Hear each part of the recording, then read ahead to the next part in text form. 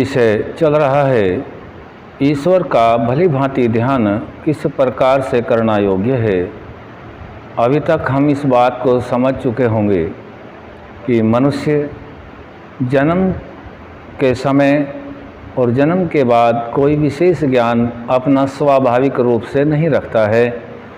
मनुष्य को सभी ज्ञान प्राप्त करना होता है, चाहे वह अविद्या के अंतर्गत ज्ञान हो या विद्या के अंतर्गत हो, सभी कुछ प्राप्त करना होता है। स्वयं का कोई ज्ञान स्वाभाविक नहीं होता है। इसी प्रकरण में हम सभी परमपिता परमात्मा को मानने वाले हैं। परमपिता परमात्मा ने जब सृष्टि को रचा है तो मानव मात्र के कल्याण के लिए ज्ञान को भी दिया है। उस ज्ञान का नाम वेद है, जो चार हैं, जो सृष्टि के आदि में पवित्र आत्माएं ऋषि और उनके उपरांत महाभारत काल तक जितने भी उत्पन्न हुए हैं, उन सभी ने परमात्मा का साक्षात्कार करने के उपरांत जो ज्ञान हमें दिया है, उस ज्ञान से ही पता चलता है कि हम आत्मा हैं। आत्मा और शरीर का संयोग होने से मनुष्य बनता है और यह कर्म करता है, और कर्म के पश्चात परमात्मा की न्याय व्यवस्था से फलों को भी भोगता है। इतना हमें ज्ञान वेद के माध्यम से ही होता है। अन्य कोई ग्रंथ इस तरह का ज्ञान नहीं कराता। अन्य ग्रंथों में इतिहास आदि मिलते हैं, जो पूर्व की घटनाएं होती हैं और उन घटनाओं को बाद में लिखा जाता है। आगे इसमें प्रकरण रखा गया है ईश्वर का ध्यान कैसे करें।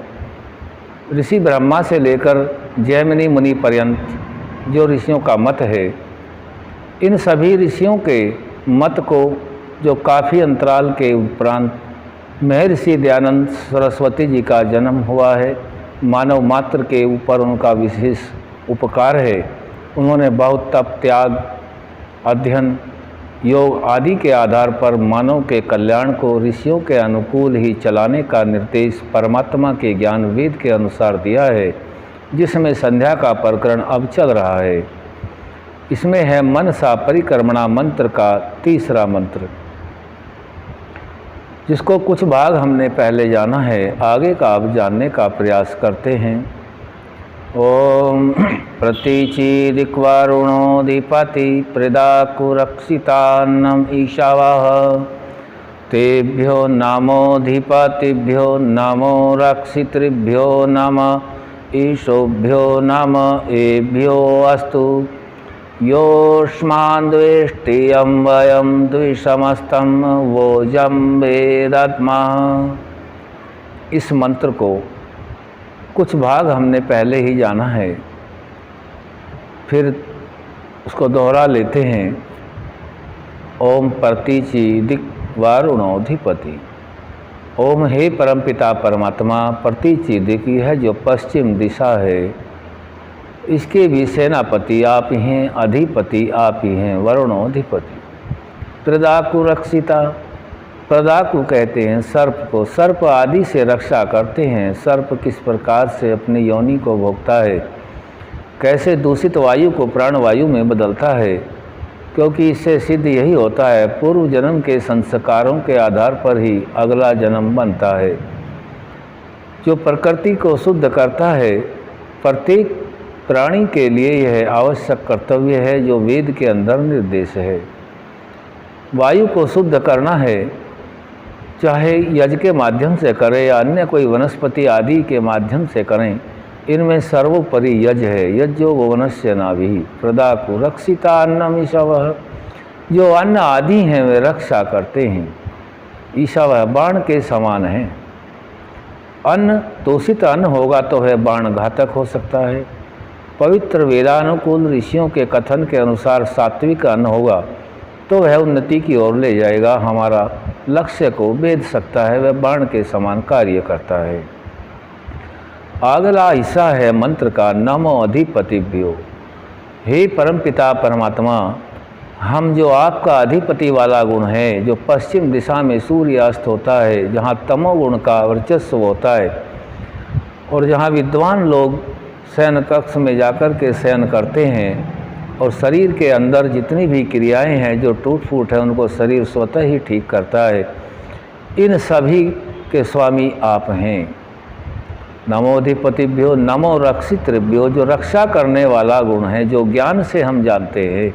हम सभी को ठीक ठीक कार्य करना है, जन्म आदि के चक्कर में नहीं पड़ना है। बार बार हमको जन्म लेना है, फिर मृत्यु को प्राप्त होना है, फिर शरीरों का जन्म होता है, फिर शरीर नया मिलता है। यह दुखों का कारण है। कभी हम प्रकृति को दूषित करते हैं, कभी पवित्र करते हैं। इसलिए वेदानुकूल जीवन जो ऋषियों के कथन के अनुसार है, अपने घर में यज्ञ आदि करते कराते रहें।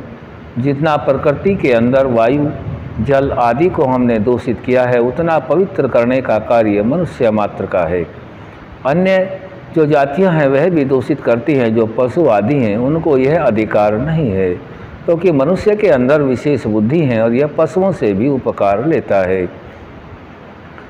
नमोधिपतिभ्यो नमो रक्षितृभ्यो नम ईशुभ्यो, जो आपका बाण वाला गुण है।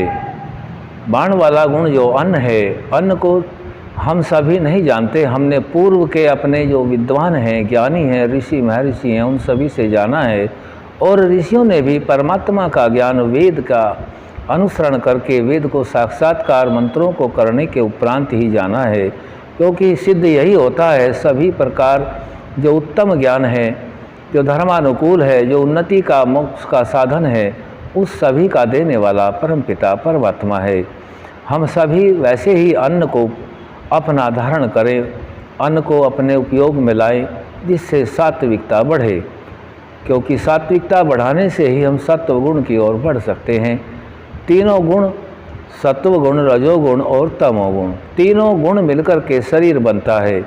आत्मा न बनता है न बिगड़ता है। आत्मा की न मृत्यु है न जन्म है, और न ही परमात्मा की है, और न ही मूल रूप में जो प्रकृति है सत्व रज तम उसका ही है। सत्व रज तम के उपरांत ही संपूर्ण शरीर आदि सभी अवयवों पदार्थों आदि का निर्माण परमपिता परमात्मा के सामर्थ्य से होता है। स्थूल रूप में इस सृष्टि का सृजन करने के उपरांत कुछ मनुष्य भी इसका निर्माण करते हैं। तो परमपिता परमात्मा ने मन बुद्धि आदि सभी कुछ तो बना हुआ है। यह सभी कुछ बना हुआ है। जो चीज़ बना हुआ होता है उसका बिगड़ना भी एक दिन निश्चित होता है। केवल आत्मा परमात्मा और मूल रूप में प्रकृति ये बने हुए नहीं हैं। हम सभी इस वेद ज्ञान के मंत्र से इस प्रकार से ज्ञान ग्रहण करें कि समय और जो शुद्ध अन्न सात्विक होगा वह हमारा बाण का कार्य लक्ष्य की ओर भेज लेगा, और आत्मा का जो मुख्य प्रयोजन है मोक्ष प्राप्ति का, उस तरफ की ओर उन्नति होगी। नम एभ्योस्तु, अर्थात हम आपके सभी प्रकार के इन गुणों को बार बार नमस्कार करते हैं। ये दूसरा भाग मंत्र का हमने समझा और समझने का प्रयास किया है। आगे का भाग फिर रखा जाएगा। आज यहीं तक रखेंगे। ओम सम।